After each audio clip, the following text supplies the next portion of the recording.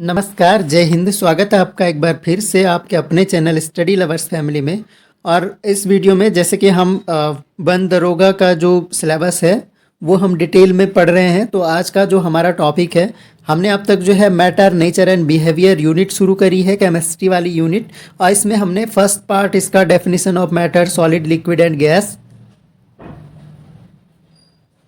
और आज का जो हमारा टॉपिक है, हमने इसमें नेचर ऑफ मैटर, ये सारे टॉपिक पढ़ लिए हैं। आज का हमारा जो नेक्स्ट टॉपिक है वो है पार्टिकल, नेचर और बेसिक यूनिट्स। तो यहाँ पर हम पार्टिकल्स के बारे में, एटम, मॉलिक्यूल्स के बारे में पढ़ेंगे, लॉ पढ़ेंगे, कांस्टेंट प्रोपोर्शन के लॉ पढ़ेंगे, और एटॉमिक एंड मॉलिकुलर मास के बारे में डिटेल में समझेंगे। और साथ में मोल कॉन्सेप्ट भी डिस्कस कर लेंगे। और मोल कॉन्सेप्ट के अंतर्गत जो रिलेशनशिप ऑफ मोल और टू मास, मोल और मास के बीच में जो रिलेशनशिप है उसको डिस्कस करेंगे। पार्टिकल्स एंड नंबर्स, वैलेंसी जो कि संयोजकता होती है, केमिकल फॉर्मूला, रासायनिक जो सूत्र है वो कैसे बनता है, और कुछ कॉमन कंपाउंड्स के बारे में हम जानेंगे। तो उसके बाद जो हमारा अगला स्ट्रक्चर ऑफ एटम होगा और कॉमन कंपाउंड्स, ये हम नेक्स्ट वीडियो में डिस्कस करेंगे। आज हम mole concept, particle, nature and basic unit से रिलेटेड जितने भी टॉपिक यहाँ पर डिस्कस किए हैं वो सारे डिस्कस करने वाले हैं। तो शुरू कर लेते हैं। पहले आज का जो टॉपिक है रासायनिक संयोजन के नियम। तो यहाँ पर जो रासायनिक संयोजन होता है, यानी जो रासायनिक अभिक्रियाएं होती हैं, एक दूसरे पदार्थ का आपस में संयुग्मन होता है, उसके क्या नियम हैं। तो जब भी रासायनिक अभिक्रिया कोई होती है तो उसमें ये जो बेसिक लॉ है ये काम करते हैं, जैसे द्रव्यमान संरक्षण का नियम और स्थिर अनुपात का नियम। आप लोगों ने पढ़ा भी होगा, तो थोड़ा सा यहाँ पर ये पूरा नाइन्थ 10th लेवल की यहाँ पर केमिस्ट्री है, तो आसान तो होगा, लेकिन फिर भी बेसिक चीज़ें आपको थोड़ा सा ध्यान से देखनी है। क्वेश्चन तो यहीं से बनने हैं। तो सबसे पहले द्रव्यमान संरक्षण का नियम पढ़ लेते हैं। द्रव्यमान संरक्षण का सिंपल सा नियम है कि द्रव्यमान का उदय या विनाश संभव नहीं है। यानी किसी भी अगर रासायनिक अभिक्रिया हो रही है तो उसमें द्रव्यमान न तो उत्पन्न किया जा सकता है और ना ही उसको नष्ट किया जा सकता है। यानी किसी भी रासायनिक अभिक्रिया के दौरान पदार्थों के द्रव्यमान का जोड़ उस अभिक्रिया के उत्पादों के द्रव्यमानों के जोड़ के बराबर होगा। तो यानी जितना द्रव्यमान जो है, एक तरह से हम बोल सकते हैं कि मान लो कोई किसी अभिक्रिया में जितने जो है रिएक्टेंट भाग लेंगे उतना ही द्रव्यमान प्रोडक्ट का होगा। यानी अभिकारकों के द्रव्यमान का जो योग होगा, कुल जो द्रव्यमान होगा, यानी टोटल मास जो रिएक्टेंट का होगा वही टोटल मास जो है प्रोडक्ट का होगा। तो ये है द्रव्यमान संरक्षण का नियम। अगला हम देखते हैं, अगला जो नियम है यह भी इंपॉर्टेंट है, स्थिर अनुपात का नियम। और जैसे कि शब्द से पता चल रहा है स्थिर अनुपात का नियम, तो यहाँ पर क्या होता है, अनुपात स्थिर रहता है या नियत रहता है। इस नियमानुसार कोई शुद्ध रासायनिक यौगिक सदैव उन्हीं तत्वों से निर्मित होगा जिनसे वह मिलकर निर्मित हुआ है। केवल उन्हीं तत्वों से निर्मित होगा जिनसे मिलकर निर्मित हुआ है। सिंपल सा है, जैसे H2O है, पानी है, तो पानी हमेशा हाइड्रोजन और ऑक्सीजन से ही निर्मित होगा तथा इन तत्वों के द्रव्यमान का अनुपात सदैव समान होगा। और इन तत्वों के द्रव्यमान का जो अनुपात होगा वो क्या होगा, वो सदैव समान होगा। तो कुल मिलाकर जैसे H2O है तो यहाँ पर क्या है कि हाइड्रोजन के 2 अणु हैं, ऑक्सीजन का 1 अणु है। और अगर द्रव्यमान देखा जाए यहाँ पर, तो हाइड्रोजन का द्रव्यमान क्या होता है, 1 होता है, और 2 अणु है तो 1 × 2, और ऑक्सीजन के 1 ही अणु है और ऑक्सीजन का द्रव्यमान जो है 16 होता है। तो यानी 2:16 या 1:8। तो 1:8 का अनुपात सदैव रहेगा, यह अनुपात कभी भी परिवर्तित नहीं होगा। अब क्या बोल रहा है आगे, फिर चाहे यह अनुपात क्या होगा, सदैव समान होगा, फिर चाहे यह यौगिक किसी भी स्थान से प्राप्त किया गया हो अथवा निर्माण किसी भी पद्धति द्वारा किया गया है। तो अलग अलग विधियां होती हैं रासायनिक अभिक्रियाओं को बनाने की। तो आप किसी भी तरह की विधि से यौगिक का निर्माण करें या फिर किसी भी स्थान से उस यौगिक को प्राप्त करें, उसका अनुपात सदैव स्थिर रहेगा। जैसे अगर पानी है, H2O है, वाटर हमारा, तो ये वाटर आप USA का लें या इंडिया का लें, इसका अनुपात हमेशा 1:8 ही रहेगा। ये आपको ध्यान रखना है, इंपॉर्टेंट नियम है। अब अगला जो हम है डाल्टन का परमाणु सिद्धांत पढ़ेंगे, क्योंकि यहीं से क्लैरिटी होगी आपको कि एटम क्या है ना। एटम और मॉलिक्यूल जो हमारे आज के मेन टॉपिक हैं सिलेबस के, वो तभी क्लियर होंगे जब पहले डाल्टन का परमाणु सिद्धांत हम ठीक से समझेंगे। तो सबसे पहले रासायनिक संयोजन के नियम पर आधारित डाल्टन के परमाणु सिद्धांत द्रव्यमान संरक्षण का नियम तथा स्थिर अनुपात का नियम को सिद्ध करता है। तो रासायनिक संयोजन के नियम पर आधारित जो डाल्टन का परमाणु सिद्धांत है वो जो हमने अभी तक दो नियम पढ़े, द्रव्यमान संरक्षण का नियम और स्थिर अनुपात के नियम को सिद्ध करता है। यह क्वेश्चन पूछा जा सकता है कि कौन सा सिद्धांत जो है स्थिर अनुपात और द्रव्यमान संरक्षण के नियम को सिद्ध करता है, तो वो कौन सा है? डाल्टन का परमाणु सिद्धांत है। अब डाल्टन के परमाणु सिद्धांत के कुछ महत्वपूर्ण अंश हम देख लेते हैं। तो डाल्टन ने जो प्रयोग किया था, डाल्टन ने बताया था कि सभी द्रव्य परमाणुओं से निर्मित होते हैं। तो जो भी मैटर हैं वो सब के सब क्या है? परमाणु से निर्मित होते हैं। और परमाणु की परिभाषा जो है डाल्टन ने सबसे अच्छी दी थी कि परमाणु क्या है? अविभाज्य सूक्ष्मतम कण होते हैं जो रासायनिक अभिक्रिया में ना तो उत्पन्न होते हैं ना ही इसमें विनाश होता है। यह अंश द्रव्यमान संरक्षण के नियम को सिद्ध करता है। यानी क्या कहा गया है कि परमाणु अविभाज्य कण है और अगर परमाणु किसी रासायनिक अभिक्रिया में भाग लें या किसी भी रासायनिक अभिक्रिया के द्वारा न तो नए परमाणु उत्पन्न किए जा सकते हैं ना ही उनका विनाश हो सकता है। तो यानी जितने परमाणु अभिक्रिया में भाग लेंगे, जितने परमाणु रिएक्टेंट होंगे उतने ही प्रोडक्ट होंगे। तो वही बात है, यह क्या कर रहा है? द्रव्यमान संरक्षण के नियम को सिद्ध कर रहा है।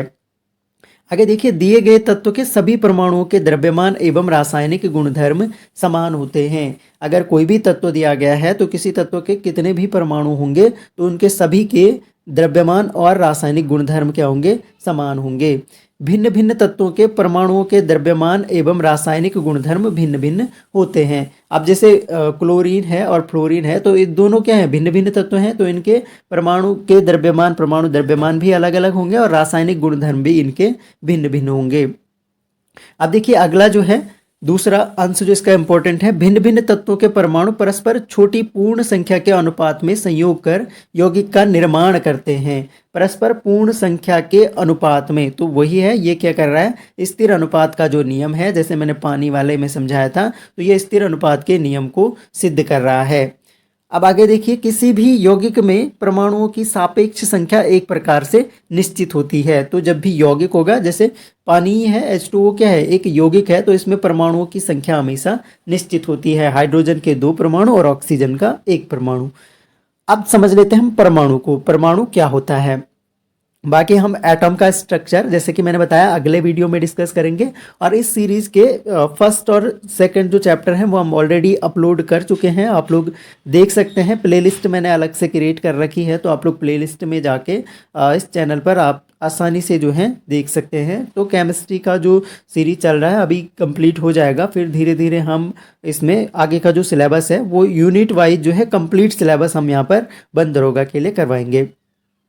तो आगे देखिए, आधुनिक परमाणु सिद्धांत के अनुसार परमाणु किसी भी तत्व का वह सूक्ष्मतम भाग है जो किसी रासायनिक अभिक्रिया में बिना अपने रासायनिक एवं भौतिक गुणधर्मों को बदले उस अभिक्रिया में प्रयुक्त होता है। यानी परमाणु क्या है? जो किसी भी अभिक्रिया में भाग ले, वहाँ न तो वह अपने भौतिक गुणधर्मों को चेंज करे और ना ही रासायनिक गुणधर्मों को चेंज करे और उस अभिक्रिया में प्रयुक्त हो, वह क्या है?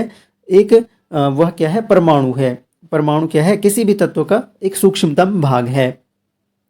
अब देखिए अगला पॉइंट, परमाणु तत्व के सूक्ष्मतम भाग हैं जिन्हें किसी भी शक्तिशाली सूक्ष्मदर्शी से भी देखा नहीं जा सकता। तो यानी एटम क्या है? बहुत सूक्ष्म है, अति सूक्ष्म होते हैं, जिन्हें किसी आप चाहे तो बहुत शक्तिशाली जो पावरफुल अगर माइक्रोस्कोप है उसके प्रयोग से भी आप परमाणु को देख नहीं सकते हैं। और जैसे कि हमने पढ़ा भी था कि पदार्थ जो है वो परमाणुओं से मिलकर बना है, हर चीज़ में परमाणु है।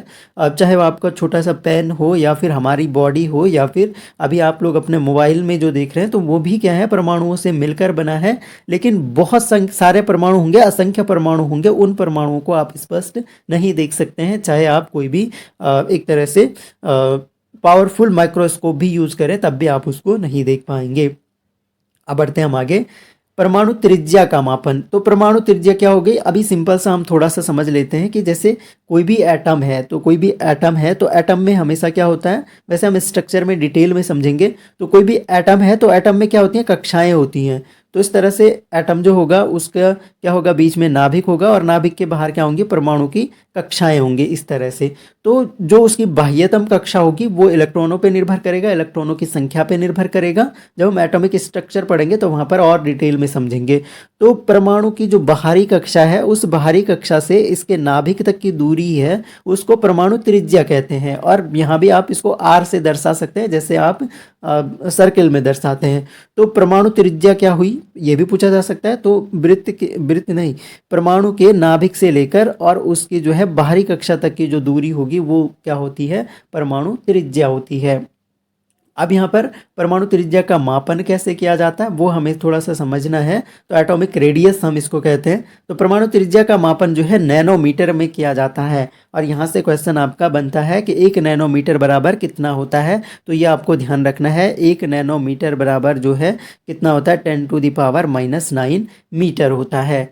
तो ये हो गया। और 1 मीटर बराबर क्या होगा, तो 10⁹ नैनोमीटर होगा। ये हमने क्या कर लिया, पक्षांतर कर लिया। अगर 1 मीटर बराबर बताना है तो क्या होगा, 10⁹ मीटर होगा। और अगर 1 नैनोमीटर बराबर बताना है तो 10⁻⁹ मीटर होगा। तो ये अपोजिट हो जाएगा यहाँ पर।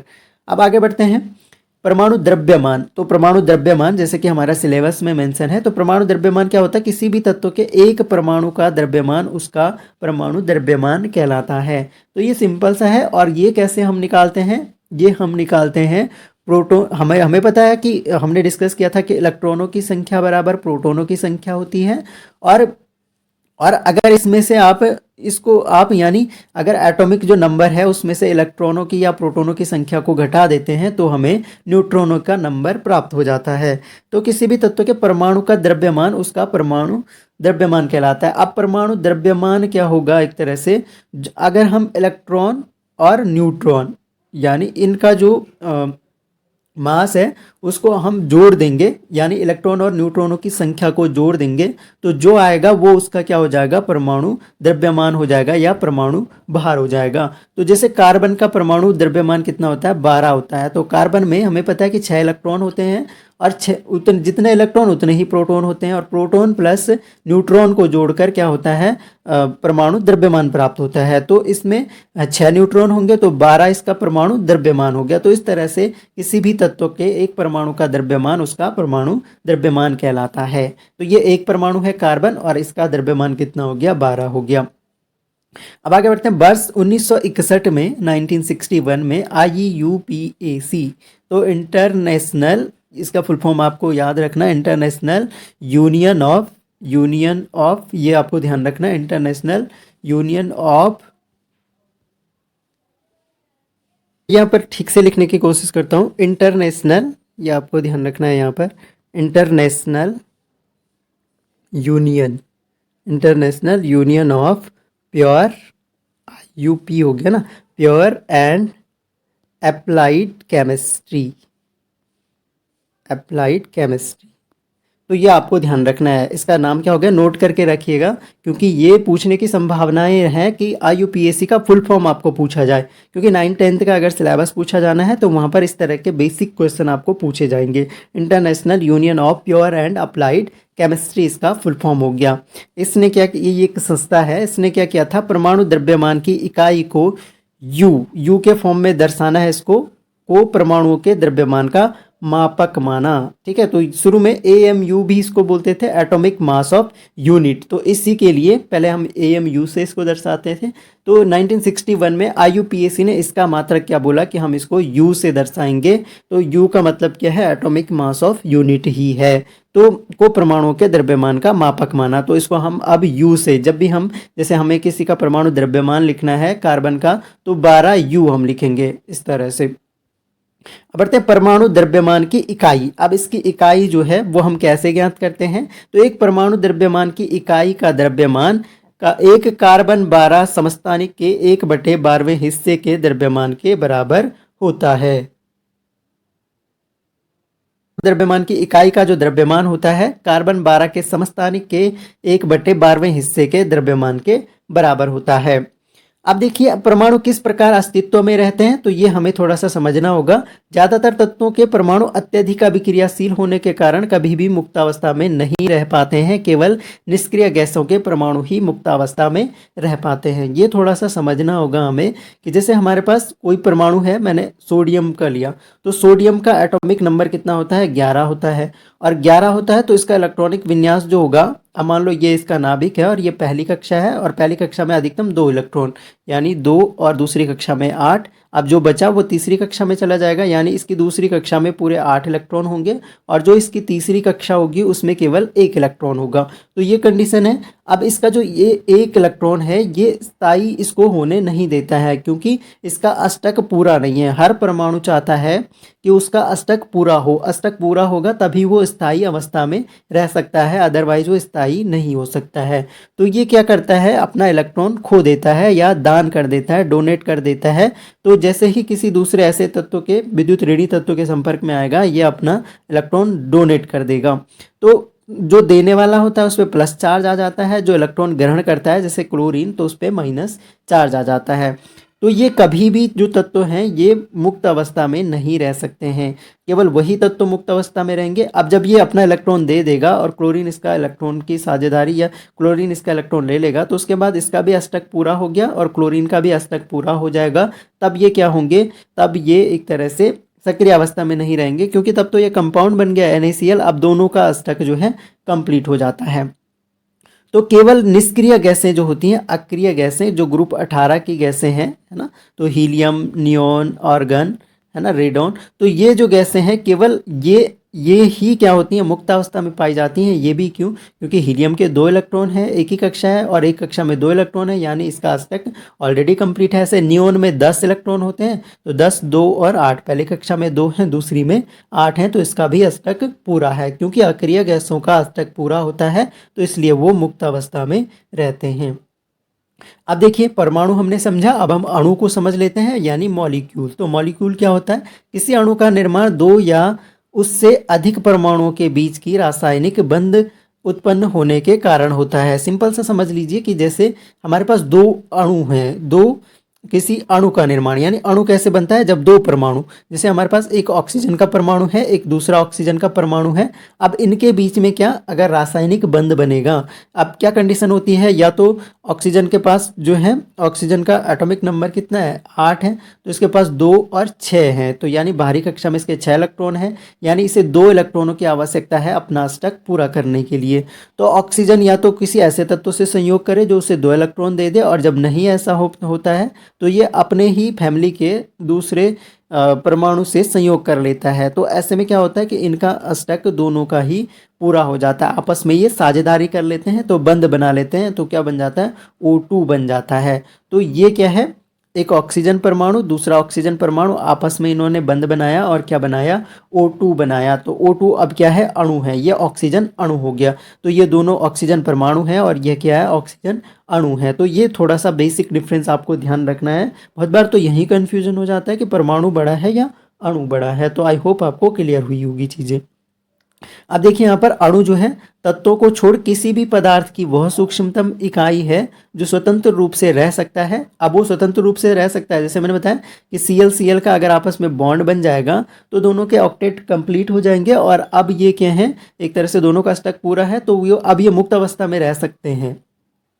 और यह उस पदार्थ के सारे गुणधर्मों को प्रदर्शित करता है, जैसे कि H2O अणु जल के संपूर्ण गुणधर्मों को प्रदर्शित करता है। तो जैसे H2O में भी क्या है, ऑक्सीजन को 2 इलेक्ट्रॉनों की आवश्यकता थी, तो H2 जो जुड़ा, H2 के पास हाइड्रोजन के पास 1-1 होता है, इससे भी अपना अष्टक पूरा करने के लिए 1-1 की आवश्यकता होती है, तो 2 इलेक्ट्रॉनों से साझेदारी करके H2O बना लेता है, और H2O जो है जल के सारे गुणधर्मों को प्रदर्शित करता है। अगला एक और पॉइंट देख लेते हैं, किसी भी अणु का निर्माण एक ही तरह के परमाणु या भिन्न भिन्न प्रकार के परमाणुओं के बीच रासायनिक बंध होने के कारण ही होता है, जो कि हम समझ चुके हैं।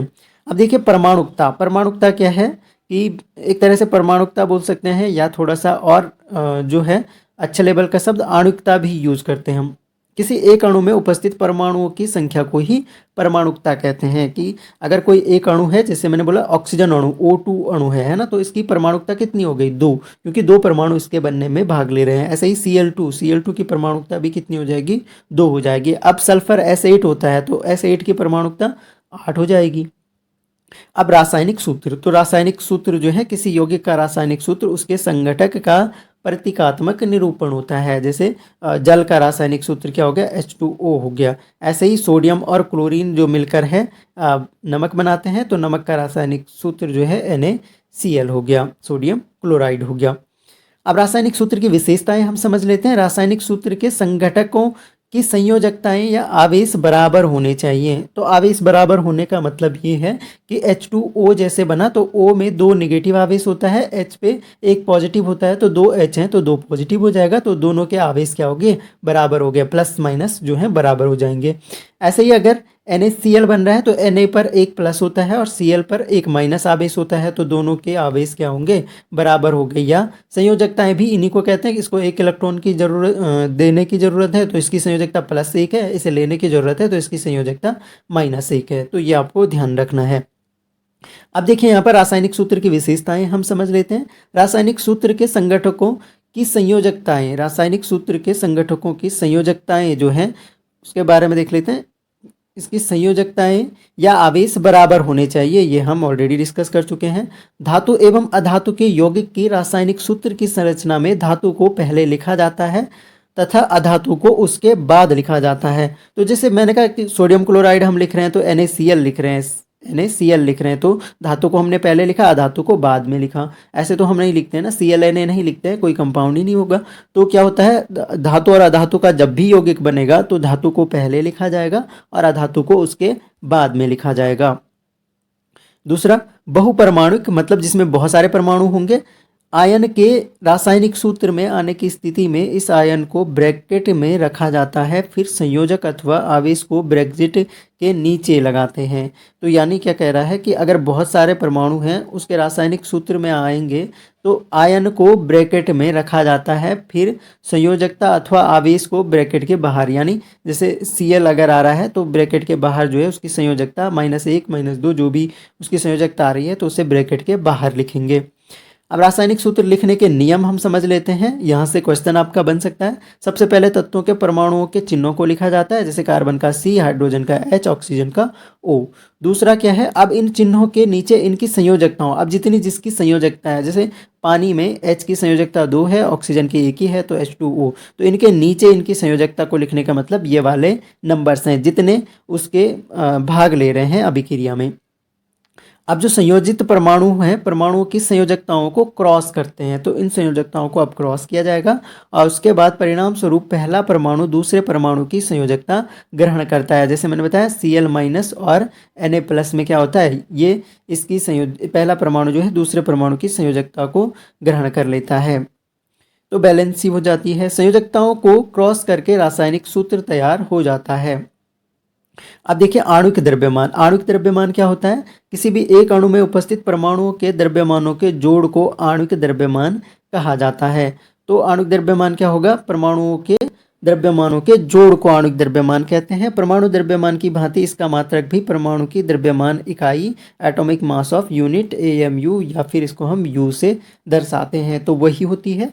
तो परमाणुओं के द्रव्यमानों के जोड़ को आणविक द्रव्यमान कहते हैं। तो जैसे मान लो कि हमारे पास क्या है, अगर हमारे पास हमें दे रखा है कि CO2 दे रखा है और ये बोला गया है कि इसका एक तरह से द्रव्यमान ज्ञात करना है।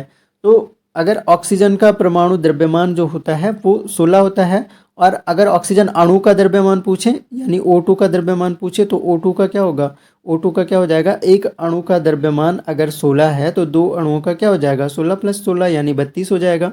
अब देखिए किसी पदार्थ का सूत्र इकाई द्रव्यमान जो होता है, किसी पदार्थ का सूत्र इकाई द्रव्यमान उसके सभी संघटक परमाणुओं के परमाणु द्रव्यमानों का योग होता है। तो सूत्र इकाई द्रव्यमान का मतलब ये है कि अगर पूरा कंप्लीट हमें CO2 का द्रव्यमान निकालना है तो हम क्या करेंगे, इनके द्रव्यमानों के का योग होता है, यानी इनके द्रव्यमानों को जोड़ करेंगे और उसका योग जो आएगा उससे जो है सूत्र इकाई द्रव्यमान हम कहेंगे। ऐसे ही जैसे 12 और जोड़ेंगे ऑक्सीजन का, तो ऑक्सीजन का क्या है, अगर 16 है, 2 अणु है तो 16 गुना गया 2, तो 16 दूनी 32 प्लस 12 कितना हो जाएगा, 44 जो है इसका सूत्र इकाई द्रव्यमान हो जाएगा।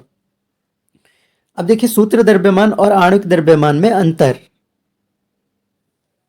समझ लेते हैं। सूत्र द्रव्यमान एवं आणविक द्रव्यमान में केवल अंतर यही है कि यहाँ पर हम उस पदार्थ के सूत्र इकाई द्रव्यमान का उपयोग करते हैं जिसके संघटक आयन होते हैं। तो यहाँ पर क्या करते हैं, सूत्र इकाई का द्रव्यमान करते हैं और वहाँ पर अणुओं का द्रव्यमान करते हैं। तो ये इनमें अंतर हो गया। आयन क्या हो गया, जैसे मैंने बताया कि आयन क्या होगा, अगर कोई इलेक्ट्रॉन दे रहा है तो उसमें प्लस आयन आ जाएगा, जो इलेक्ट्रॉन लेने की प्रवृत्ति रखता है उसमें माइनस आयन आ जाता है।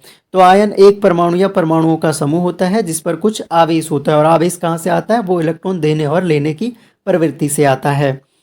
अब धनावेशित आयन जैसे कि मैंने बताया सोडियम प्लस है, पोटेशियम प्लस है, कैल्शियम 2 प्लस, क्योंकि इसको दो इलेक्ट्रॉन इसके बाह्य कक्षा में होते हैं और 2 दे सकता है। ऐसे एल्यूमिनियम की बाह्य कक्षा में 3 इलेक्ट्रॉन, क्योंकि 13 इसका एटॉमिक नंबर है, 2, 8 और 3, तो 3 ये दे सकता है, तो इसके लिए +3 चार्ज आ गया।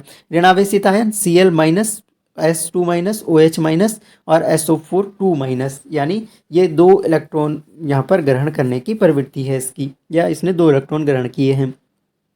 अब देखिए मोल संकल्पना समझ लेते हैं। तो मोल संकल्पना का अर्थ है किसी स्पीसीज का मतलब क्या होगा, परमाणु, अणु अथवा आयन या फिर कण के एक मोल में मात्राओं की वह संख्या है जो ग्राम में उसके परमाणु अथवा आणविक द्रव्यमान के बराबर होती है। तो एक मोल में वो संख्या है, एक मोल में वो संख्या है जो कि ग्राम में उसके आणविक द्रव्यमान के बराबर होती है। तो ग्राम में उसके परमाणु अथवा परमाणु द्रव्यमान या फिर आणविक द्रव्यमान के जो बराबर होती है।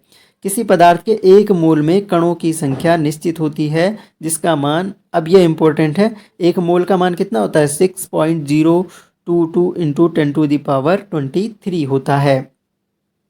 अब देखिए मोलर द्रव्यमान, मोलर द्रव्यमान क्या होता है, मोलर द्रव्यमान किसी भी पदार्थ के एक मोल कणों के द्रव्यमानों का जोड़ होता है। तो एक मोल में जितने भी परमाणु उपस्थित होंगे उनके द्रव्यमानों का अगर हम योग करते हैं तो उससे हमारा क्या होता है, मोलर द्रव्यमान प्राप्त होता है। तो इसको हम एग्जाम्पल वगैरह अगले वीडियो में डिस्कस करेंगे, काफ़ी वीडियो लंबा हो चुका है। तो नेक्स्ट वीडियो में हम इससे रिलेटेड एक टॉपिक जो रह गया वो डिस्कस करेंगे, और उसके बाद एटॉमिक स्ट्रक्चर डिटेल में पढ़ेंगे, इलेक्ट्रॉन, प्रोटॉन और न्यूट्रॉन के बारे में। तो आशा करता हूँ आप लोगों को यह वीडियो हेल्पफुल लगा होगा, और हेल्पफुल लगता है तो लाइक शेयर ज़रूर करें, अपने दोस्तों तक पहुँचाएं वीडियो को।